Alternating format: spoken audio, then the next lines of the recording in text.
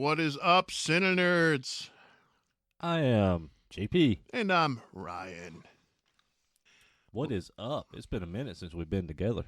It has. Getting another batch of recording in today, so we're hoping you guys are going to like some of our picks. What'd you pick for this one, JP? Or I guess, is this one a mutual one? No, wait. This was yours. I'm going to give this to you. Well, yeah, we can give this one to me. Okay. Well, I was thinking we made some film selections and we decided to do another top 5 in this recording session, and I had just watched this movie and was like, hey, if you get a minute, just watch it. We'll go ahead and review this one too. So I'll take the credit for this one. You can have it. Yeah. So this one is it's a new film. It came out this past year called Azrael. And it stars Samara Weaving, and man, this movie. What is your initial thoughts on this? Because you kind of told me a little bit before we started chatting before we recorded. We usually don't do that because we want to keep the ideas fresh. But man, was this one rough, because it always baffles me, or bothers me, should I say, when I go into a movie and I come out of the movie with more questions than I went into. And this is one of those ones that you have a lot of questions. However, it's not always a bad thing. So I do like movies when you come out of them and you have the questions, and those questions keep you thinking about the movie. So you're still engaged with it after you've seen it. And those can be good too. So I'm not against the movie. I did like it. I just really was expecting something different. Yeah, so yeah. I had been kind of reading about this film for a while, and being a Samara Weaving fan that I am, like I think she's like probably the best scream queen we've had in years, with all the films that she's done with like Ready or Not and the Babysitter series. But it took me a minute to watch this one. When I finally did, I watched it when I got home from tour after Christmas. I regret putting it off because I fucking love this film. I absolutely love this film. And that's just where this episode left off from, because I had reached out to Ryan and said, dude, you got to watch this film. Not only did he reach out to me, but he raved about it so hard that he said that had he seen this, and we talked about this in our 24 top movies. There was still a month to go when we recorded that, so there's some movies that we hadn't seen yet, we weren't aware of. His response was, had I seen this movie, I would have changed my top 5. I would have. This movie would have probably ended up in my top 5 for the year. So I was like going into this gung ho. I was like, okay, this has got to be good if JP thinks that highly of it. And again, I did not dislike it. I just have so many fucking questions. So we'll dig into it. So this movie, just to give a quick synopsis, many years following the apocalypse, or the Rapture, 200 years after the biblical Rapture, a devout female-led cult of mute zealots hunt down Azrael, a young woman who has escaped her imprisonment. Recaptured by the ruthless leaders, Azrael is to be sacrificed to pacify the ancient evil that resides deep within the surrounding wilderness. Yet she will stop at nothing to ensure her own survival. Azrael makes a savage bid for freedom as her escape accelerates towards a vicious showdown between the very forces of good and evil. Now, reading this synopsis, I'm not entirely sure I agree, but that's what the movie's about. There's a lot more going on. There's a lot more going on, and there's things that me and actually a girl I work with, that she had actually watched this movie based on my recommendation, and her and I was talking about this movie just today, and she asked some questions, and as soon as she asked them, I was like, I really want to rewatch this movie again now with fresh eyes on your question to me. And I didn't get a chance to, because honestly the weather sucks. I had to drive to Cleveland today after work, and I was in Cleveland for a couple hours. I had to drive all the way back from Cleveland back to Akron, so in the end, I didn't get a chance to rewatch this movie this afternoon before we started recording. But however, her question was, were in this description of the synopsis, and I just closed it on here. I was going to, where it talks about a devout female-led cult hunts down Azrael, a young woman who has escaped her imprisonment.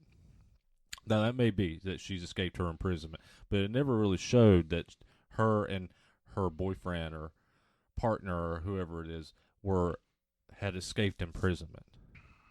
I think that it almost seemed like they were giving sacrifices to appease the burning ones or burned ones, which are the like kind of the antagonists in this. They're like zombie. They're like Half-Life demons, is what they are. They seem like that. Yeah, they are demon fueled. I think they're spawns of some sort from hell because they're all burnt and like they've came out of hell.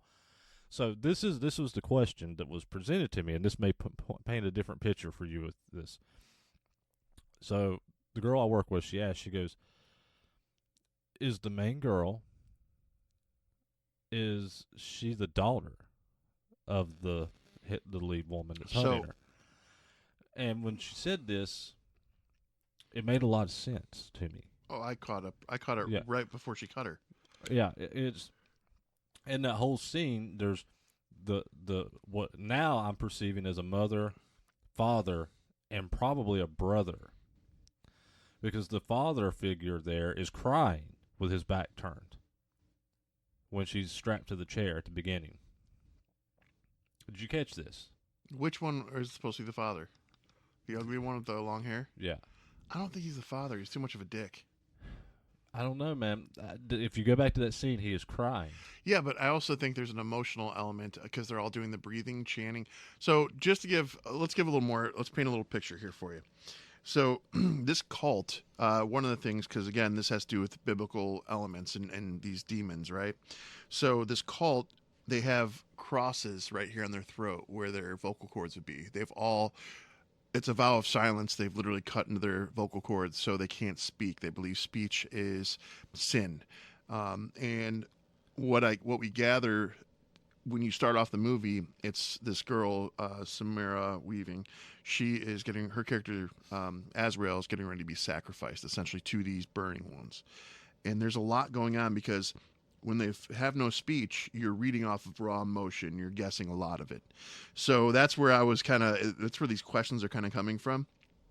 I definitely caught the mother-daughter thing. Yeah. I believe that the other girl, the head of the cult, who's pregnant, I believe she's a sister even. Probably. That was kind of my thought. I don't know about the dad figure. That one's possible, but yeah. That woman definitely is mom. Yeah, the woman is definitely mom, and the old woman in 10 is definitely grandmother. Yes, definitely grandmother. So that paints a whole new picture, and the other thing is, yes, I believe that they're sacrificing to these demons, these woodland demons, we'll call them, kind of like the little woodland creatures from South Park. I don't watch South Park. Oh my god! You just sounded like Cartman in your frustration, though. Oh my god! There's a reason for that. So,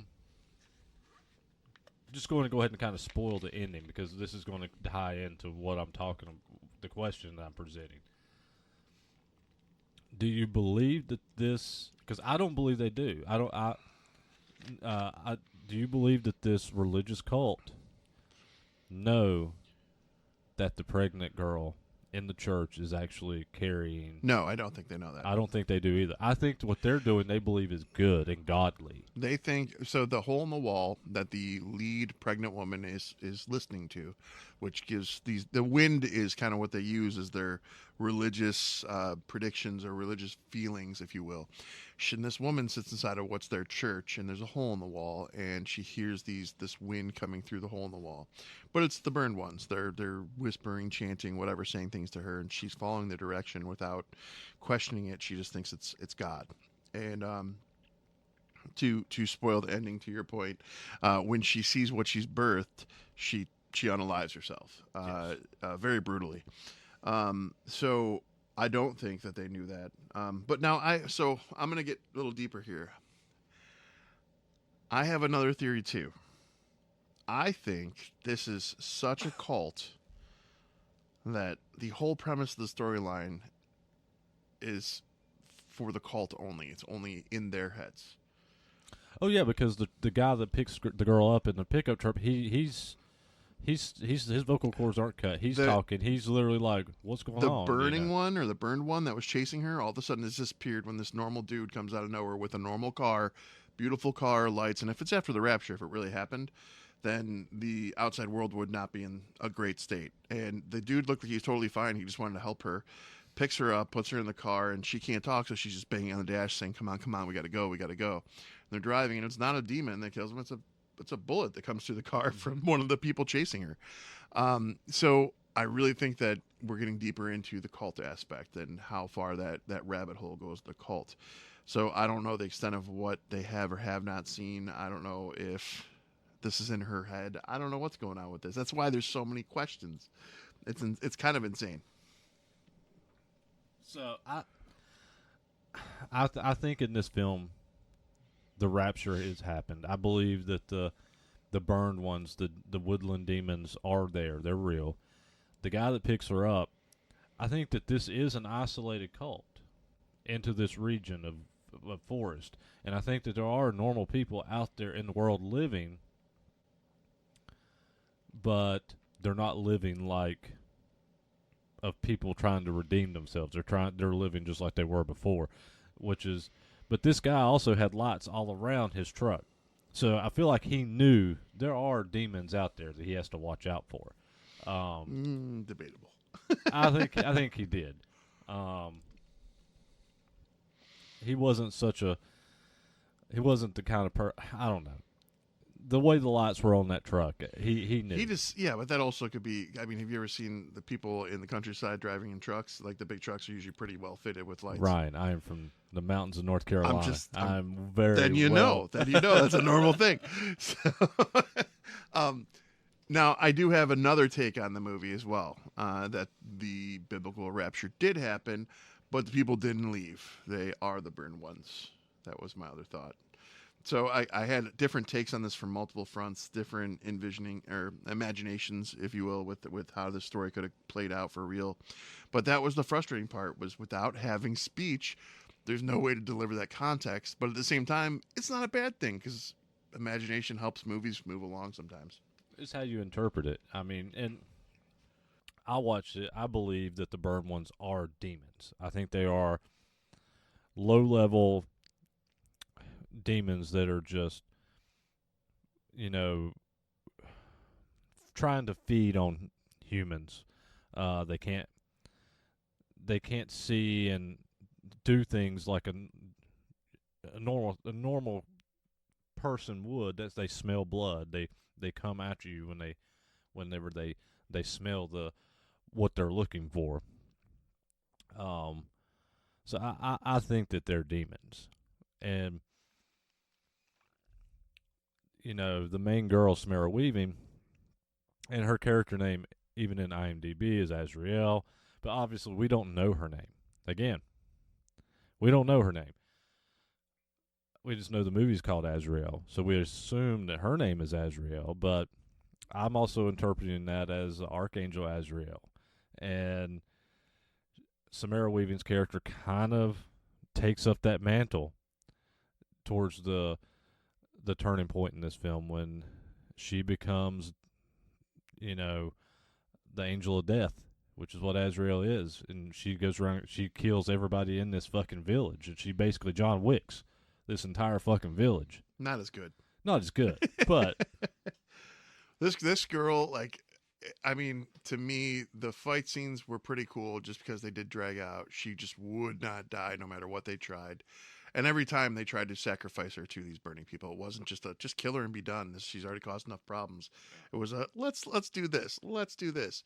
Now the interesting one, so her third time before she tries to go crazy on the whole encampment, they put her in a coffin in the ground, and they put the lid on the coffin, and they bury it. But then there's a door at the end of it that they lift up at the foot end, and that is a cave that allows these burned ones to crawl to her to again be sacrificed.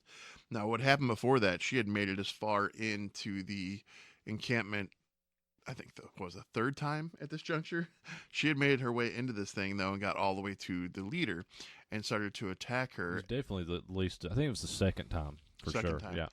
And when she I don't know if it was, I can't remember if it was when she got knocked down or when she was falling. However, she fell. When she fell, her fingers scratched the pregnant belly and the blood got inside of her fingernails. So this burn one crawls in and almost has a xenomorph Ripley moment where it's face to face with her, but it's smelling her fingers and smells the blood of the baby. And it doesn't touch her because it deems that as sacred because of the demon thing or whatever. And so it was an interesting moment, and I think she caught on to that, and that helped her in her efforts when she escaped. And it seems like that. And honestly, I felt like that through this whole movie. I felt like this movie was just very tense. I felt very tense from kind of almost start to finish in this whole movie, you know.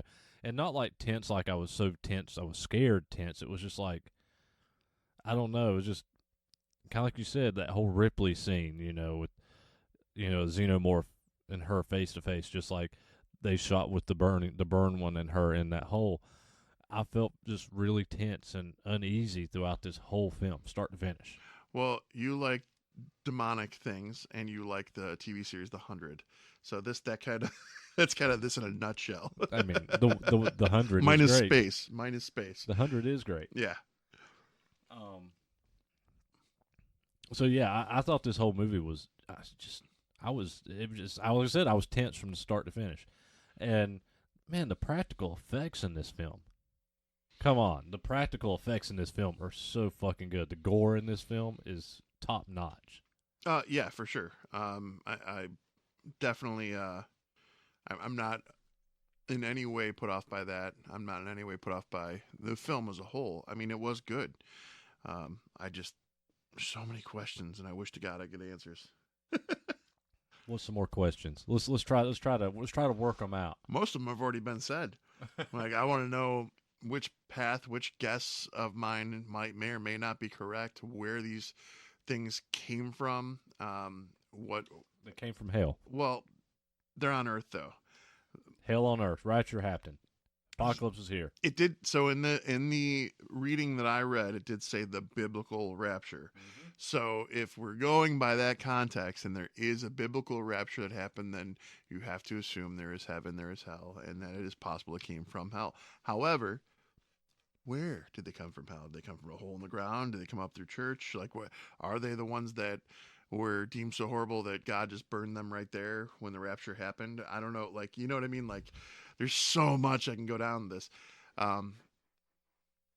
I definitely would not be opposed to a sequel for sure. Hell, a prequel would be great so we could see the actual. I was going to say you want a prequel. I would like a rapture prequel, like where it's happening and how everything goes fucking sideways. But I do think it would be cooler to do a almost like Quiet Place Day One, where you're in the city and we would see if people are living normally, like the people who didn't get raptured away. Are they like going about life like normal and everything's cool, and these demons are just coming in and they take them out when they come in? Like, how is this all work? That's how I perceive it. So I would like to see world picture kind of how things are rolling with that. I mean, there's so many they could do. I think. Well, the thing is, I don't entirely picture it that way. This is how I always pictured it. Yes, the rapture happens. God takes the souls of everybody to heaven that he deems, worthy of coming to heaven, that have been saved. Damn it, the Jehovah's Witnesses are right. They are not right. They are not correct. And everybody else is left. They're left behind. They have to deal with the aftermath of everything. And I think that, are you going to have all these demons and everything just attacking random people over to all the cities and towns? I don't think that's going to happen. I think you're going to have everyday life, but you're going to have somebody, the devil's going to have control of the world, and you're going to have to live in that world. under this thumb, unless you're out living in the woods trying to hide from political control of whatever the world is. However, however Lucifer is controlling the world, and is in the world we're in, it's a political control over the world. These people are living off grid. These demons or wood demons, they're looking for these people trying to live off grid, trying to redeem themselves, trying to find their way back to the good graces of God. So that's how I perceive it. See, I perceive it a little bit different because if God's already done the rapture, and He's taken everyone away, then you've still got what's left of humanity, and they're still going to have some semblance of order. So they're still going to live how they're going to live. Yeah, okay, there's a devil element somewhere where he's controlling and pulling strings. That's fine. I agree with that. But to me, this countryside scenario and this little cult, this little enclosed group, the way they're dealing with it is a lot more barbaric, if you will, than how normal people living in the city probably would live. Like, I envision these demons, like deer wandering in your backyard. You know what I mean? Yeah. So it was kind of, I don't know. I'm not saying what these people did are right. You're right. They are barbaric, and they're sacrificing people to these woodland demons and their kids too. I'm also curious about that. So, like, how do we get to that point where she's sacrificing her own daughter? I'd like to know more about that story too. Oh yeah. No, I agree. I want to know what led them to cut their vocal cords. I want to know what led them to be so barbaric. I want to know how they're deciding who they're sacrificing, or why are they sacrificing. I agree. I could definitely go for a prequel film that leads us into that. I could see a prequel film leading us into that more so than the prequel showing the rapture. But that's me. I think a narrator would be good too. So it was the best of times. It was the worst of times. The surprise ending for this film, though, for me, the baby's born. So Azrael is on a John Wick killing spree, killing everybody in this village. Goes into the church. We're going to assume that it's her sister. Has this child that she is pregnant with. And all these woodland demon, fire burnt demons come into the church. Azrael picks up the baby, and what's the baby? It's the son of the devil. It's the Antichrist. It's the Antichrist, and the baby literally has a goat head, but it's got like arachnid eyes. It's got like 10, 12 eyes. It's insane. It's fucking cool. But here's the thing. Fucking cool is so what it is. So in that moment, I didn't think it was all of that, but I get where you're coming from. So the weird thing for me was definitely the flip. Like, you have Azrael being a protagonist throughout this whole movie. You're siding with her. You're hoping that she comes out on top. She does come out on top. She does, as the antagonist, because she now she realizes that we'll just say it's her sister. She realizes that her sister is dead and that this is the baby, and she's holding the baby. And what's crazy is that as the baby came into the world, all the wind, like this is another big key thing. So I talked about the cult listening to the wind. They thought the wind guided them and it was part of God. So when they do these sacrifices, and they in the beginning, when they put Azrael into her chair and they strapped her in, as they start, because they cut her for the blood to carry with the wind, and these things come and find her, the blood. They sniff the blood out, right? But the trees all start moving and blowing back and forth and rustling. And when that happens, the cult people, they all start like huffing and puffing and like breathing deep and almost going into a trance. So while that's happening, you see that there is a religious correlation, that there is some kind of thing going on with that. Now, as the baby's born, the wind starts picking up, the trees start moving, everything's rustling and doing the same things. But this time, there's no one left because she's killed the entire camp. But the fucking burning ones, or the burned, was it burned ones or burning ones? We'll say the burned ones. I've been calling So the woodland demons, but yeah. The burn online, everyone calls them the burned ones or the burning ones. So I just don't remember which one. But the burned ones start coming into this church. There's like 4 or 6 of them roughly that come into the church, and they all start howling as soon as they hear the baby cry. And they're standing there still. They're not attacking her. They're not doing anything. She clearly knows that with this baby, she has control over these demons, and she gets this shit-eating grin on her face because she just is like, "It's my turn." Like it was kind of like that. Like it was kind of that vibe. Like definitely evil, definitely sinister. Not what you got through most of the beginning of the movie. So I did like that aspect. I love that. I love that ending. Because I'm not a fan of happy endings. And I feel like that suited the name Azrael. It's like 100%. She went on a killing spree of this village, and then at the end she kind of becomes the antagonist of like, okay, I've got control now as the angel of death. You know, and that's how I took that. And I thought that ending was fucking amazing. I was here for it. I'm trying to figure out what's the sister's name. Miriam is the sister's name. I'll say I have it right here. Miriam. And I like that they used the Keenan for the boyfriend's name. Just because it's very close to Kanan. I had to give the Star Wars a little kick in there.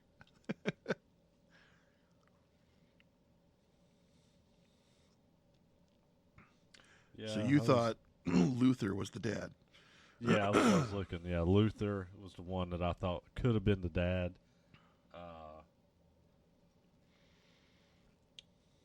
But yeah, I mean, either way, I mean, that woman was definitely her mom. Yeah. So she, as she cut her leg, she herself had a tear, and even Azrael's looking up at her like, "How can you be doing?" Like you can see. That's one thing I want to give absolute credit to Samara for her in her acting in this. Samira, sorry. All the acting that her and her co-stars had to do in this movie was literally facial expression. I have the utmost respect for that when you're trying to convey emotions and make them more powerful without any kind of dialogue. Kudos, because that was fucking done well. Well, you know, and even in a quiet place, yeah, they couldn't talk, but yeah, they could whisper and talk to each other. This movie, they just can't talk. It's all and like some grunts and some facial expressions, and that's it. We recently we watched and reviewed the movie Silent Night, which also had no dialogue, with the exception of a few lines. That movie, nowhere near as good as this. I will. JP and I talked about that earlier. Yeah. This was definitely way better and done so much better as well. Different type of film too, but yes, I mean, but from the silent aspect, you're still delivering emotion to me. So like, even what was given to us in that though, like versus it was actually powerful in the emotions because you could see the betrayal, you could see the family, the love, the things that were happening, and the disbelief. Yeah, no, there was a lot going on. There's a lot that happens in this film, and it's a short film. It's not a very long film. It's an hour and a half. And you know what these type of movies have taught me? That if I'm ever in a scenario where I'm trying to kill someone, to just fucking kill them. Not wait or let other people do it, because this bitch wouldn't die. And we're talking 3 times they tried this. The thing was, and that's the thing with Samara Weaving. Every movie, and that's why I think she's one of the greatest final girls ever. Every horror film that she's in, she gets the living hell beat out of her, and she just keeps going and keeps going. And have you seen watch Ready or Not yet? God, I love Ready or Not. The wife made me watch that one, and I appreciated it. I did like it for sure. And in that one, she really gets the shit beat out of her too.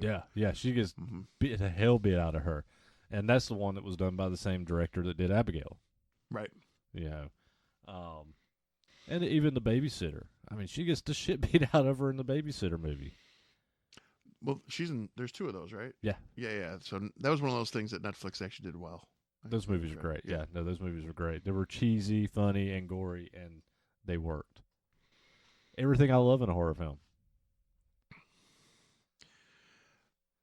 So, did you look at box office for this? I did. No, I didn't. I looked at another one. I did not. Oh, I've got it. So let me pull this up here. Let's see if you can take a guess at this. Do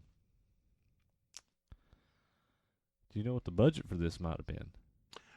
Given that it was all filmed in a woodland area, you've got a couple decent, one main character that's not bad. The rest of them are kind of, B movie level. I'm gonna go 2024. Let's say 25 mil. You're way high. It's $12 million. I was gonna go lower, but I was like, I figured that would keep me in a safe ballpark because that's about right. But man, what did she get paid? Because I thought she would have been a higher. Yeah, I don't know what she got paid, but yeah, it wasn't a very big budget. No. But I mean, most of the locations were one location, all outside. So I mean, I'd say most of it was just actor salaries, writer salaries, and camera equipment for the most part. Permits, labor, yeah. Domestic, international box office. This is laughable. I'm just gonna throw that out there. Well, I don't know, and this one's a hard one to guess, so I don't know. So domestic box office was $433,000. International was $225,000. This movie only made $660,000. So this is one of those ones that I feel like. Obviously, we're not going to get any of those follow-ups that we were hoping for. Yeah. First of all. Well, there could be. I think this was a limited release, and I think that this was because you can watch this, I think, on Shudder, and I think this was more made for Shudder, but with a kind of a limited theatrical release. Which, I mean, we saw what Terrifier did back at the same time as this movie came out. They could have advertised this more and made some fucking money, just like Terrifier did. So somebody fucked up, but I'd be willing to bet that this is still getting a lot of spins on Shudder. So my other thought with this was that, we talk about there's a lot of movies that didn't get a deserved launch and became cult classics. I could see this one definitely falling into that category at some point through the years. Hopefully it gets that love and it doesn't get just shoved to the wayside because it's definitely worth a watch. Maybe a second watch even. Oh yeah.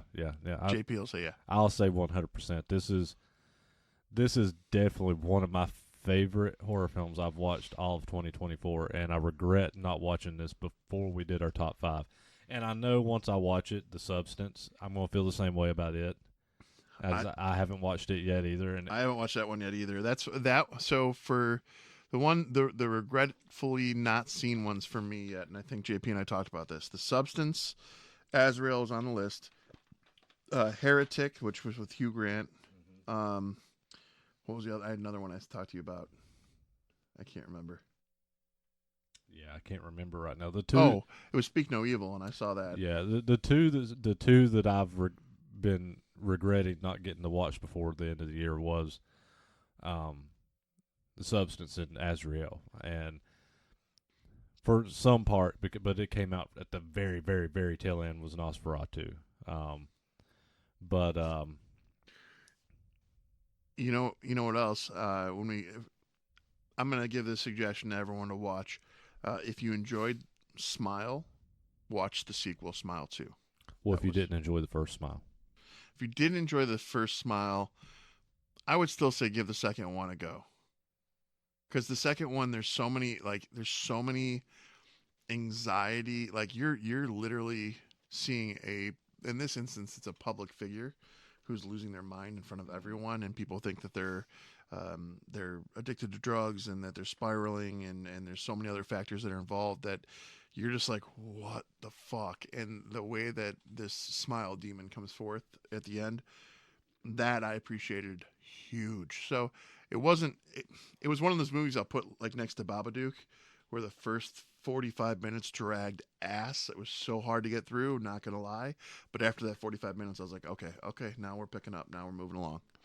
So that was one that I threw in that mix too. Yeah, I didn't watch. I watched. Okay, I never finished the first Smile. Okay. because I couldn't make it through it. I cut it off 35, 40 minutes, and I just like, I can't watch this anymore. This is dumb. Like, so I honestly could not finish the first film. Did you watch It Follows? Yes. Did you like that? It was okay. I didn't dislike It Follows. I don't know. There's something magical about an antagonist or evil that you can't do anything about. That it really can't be stopped. And I love that. Is It Follows the one with the sexually transmitted disease? Yep, Okay. it's an STD. Yeah. But this thing follows you if you don't pass it along, basically. So it was interesting. It's kind of like when we saw the movie The Ring for the first time, and there was like this, you're going to die in 7 days. And unless someone really dug into it, it's what it is. It's you were fucked. So I don't know. Like I said, I'm just not a fan of happy endings, I guess. So I'm a little dark like that. So yeah, the recommendation I'm going to throw out here, and you know about this film, and I bought it on a whim while I was on tour and watched it. Actually, me and Aaron Nordstrom from Gemini Syndrome watched it. We were both super excited about watching this film. Is this what I think it is? Invisible Raptor. I knew you were gonna fucking say it. I knew you were gonna fucking say it. And when I was in your Voodoo or whatever, I saw it and I was like, should I? No, I'm not doing it. So here's the thing about Invisible Raptor. Goonies? No, it's not quite. It's not quite. No. I'm just laughing because of the character. I saw him on the movie poster. Sean Astin. Yeah. Sean Astin from Lord of the Rings and Goonies is in Invisible Raptor. So here's the thing about this film, Invisible Raptor. I want to fucking love this film. And there's so much in this film that I fucking love. I think there's scenes in it that are just top tier, low budget wonderfulness. And this film is kind of one of these that if they could do a re-edit of this film, just re-edit.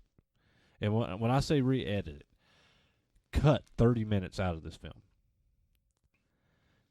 That's all they got to do. Cut a couple scenes, shorten some scenes, tighten some stuff up. Cut 30 minutes out of this film because it's like a 2-hour long film.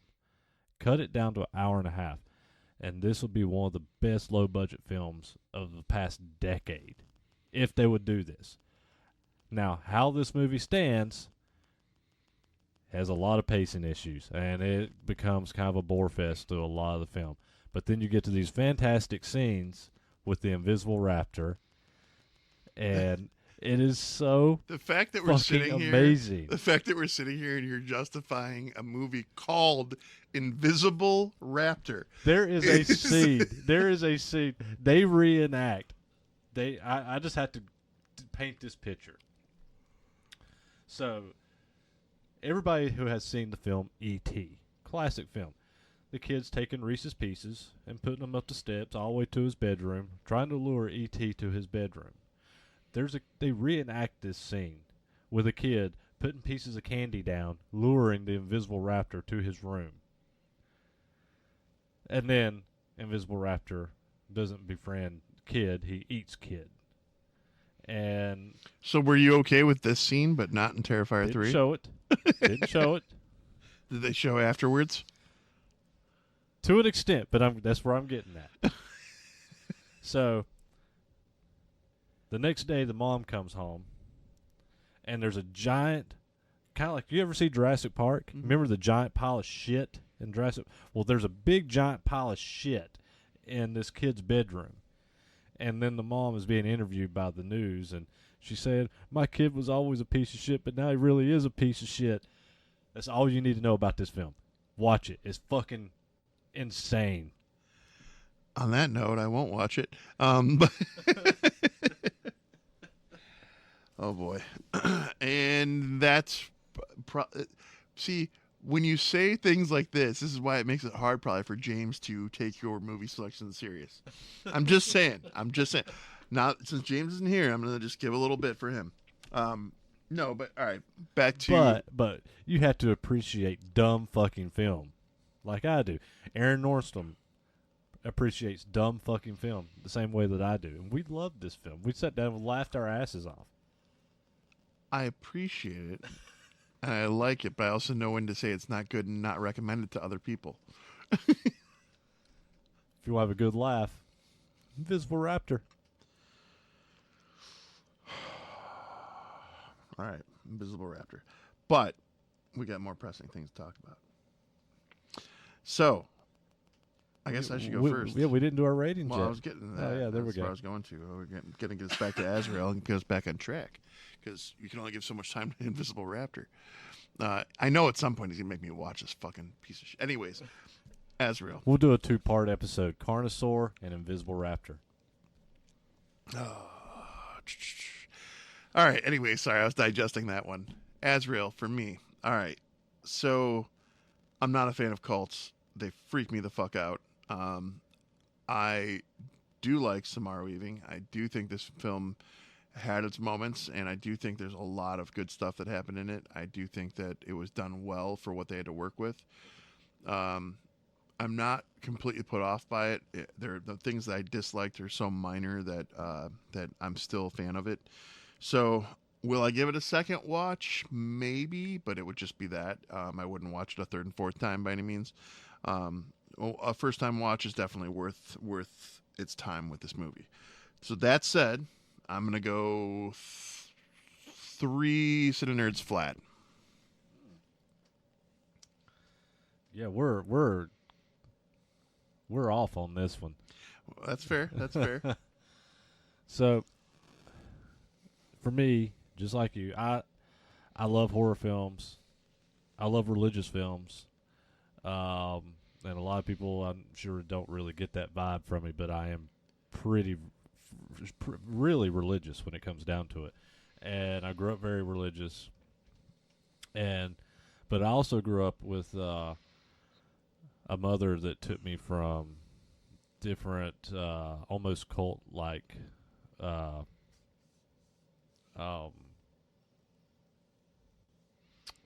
Land the plane. Land the plane. Yeah, I can't land it. I lost it. My mom jumped from kind of little cult religious groups from one to another growing up. And so I kind of had a disdain for religion for a long time because of it. And I have a lot of hatred towards what I do feel is more culty religious people and types. But I think it makes for good film. I think it makes for good storytelling. And so I don't know.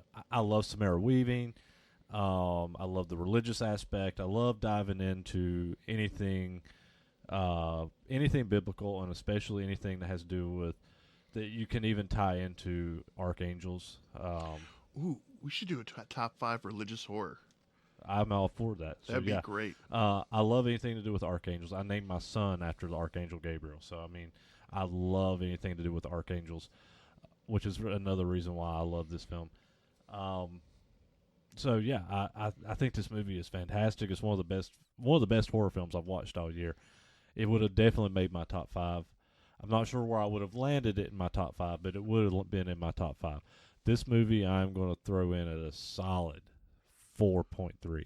Wow. You gave it a lot more credit than me, buddy. Practical effects, everything was just top notch in this film. Yeah, I liked it. I didn't like it that much, but Godspeed, man. If that was your jam, that's your jam. It was my jam, and it wasn't even a silly, stupid horror film. It was. And I talk negatively, but I do stand by my statement. You definitely need to see it once. It's definitely worth the watch. Maybe a second time to tie up loose ends or questions you have, but I'm good after that. I think I can see why some people like me who will really fucking love this film, and then I think there'll be people like Ryan that'll see this and they'll be like, I don't get it entirely, and I don't know if I like this or not. And so I understand. No, I get it wholeheartedly. I just have more questions, and I don't know. I guess sometimes it's better not to have definitives and answers on your questions and your imagination, and let it just be what it is. So I do appreciate that. I just sometimes I do want those answers too. So I don't know. So this ties us up on this one, and I think we found a new category we're going to do at some point: top 5 religious films. So maybe we'll do that in the near future. For sure. because that could be really cool. I got a few that are up there, and I got some great stories that we can shoot the shit about. But that said, 3cinenerds@gmail.com is the email, but I have more this time. CineNerdsPodcast.com is our new website. So do yourself a favor, go over there, check it out. What's cool about this website for us is not just establishing ourselves as having our own website, but also JP has already started putting up just written reviews in there. So we aren't always able to get to all the movies we want to. But if you are curious, he's got some old ones in there, some new ones, some good choices, and his spins on those. So he's written some reviews in there. And we're going to get this to where Ryan can start writing some of his, and so we can all get in there and start writing some stuff. And yeah, and the website it's just much easier. You're going to have every link to everywhere you can listen to us at on there. So within the menu, you can go to our Apple Podcast, our Spotify, to our YouTube, to our link tree that has even more links to different podcast apps. You can go to our shop. Our shop is linked on there. On our pages, on the podcast page, on the main website page, I have links to the most recent YouTube episodes, the most recent audio episodes. So it's all right there, accessible. Did I see correctly, or was it just part of the ad process? But it looked like there was a CineNerd skateboard. I did not make a CineNerd skateboard. Okay. So because if there was, I was like, I'm going to go order that. Maybe. I think that's probably something I can add, though. That'd be interesting, because that'd be cool to have up like on the back walls. Or, yeah, I'll go into the print press, and if that's an option, let me know, because we do. Yeah, that'd be cool. And while I'm here, we're talking about the shop. On this last tour, I actually saw a CineNerds hoodie out in the wild. Shut up! Shut the fuck up! It happened. I even signed it. Did you take a picture with it? I didn't. Oh, that would be great. I didn't. The girl that had it was super shy. She was like super nervous to meet me, but she had a CineNerds hoodie, and her mom had me sign it for her. What city? We were in Knoxville, Tennessee. All right, Knoxville, Tennessee. If that was you, send us a picture if you have a picture, or just a picture of you in the hoodie. I actually do know the mother. That's awesome. So, yeah. But the daughter has her daughter has a CineNerds hoodie. And if any of you guys out there listening, if any of you have any of the merch too, take pictures of yourselves in it, send it to us. We want to see it. We love that. It definitely warms our hearts. Alrighty, so we've talked about the CineNerdsPodcast.com. So you can also write a review. All those links are right there. You can write a review. You can subscribe. You can follow. Go to our Facebook and invite your friends. There's a little dots there on our Facebook. You hit those little dots. It'll bring us a little thing down. Go down to select invite friends. You can go through your entire friends list and invite everybody to our page. More so, go write a review. Go to our Apple Podcast. Write a review. Share our podcast. Share it on your Facebook page. Share it on your Twitter, X, Instagram, wherever you're at. And you know what's cool about that? I've said this before, but I'll say it again. The easiest thing you can ever do to support something that you like or that artists are doing and putting out there is to just share it. And it takes no money, it takes a second of your time, and it helps everyone out. And we appreciate it immensely. So if you guys could do that, we'd love it. All righty. Cool. Till next time. I'm Ryan. JP. Peace. Later.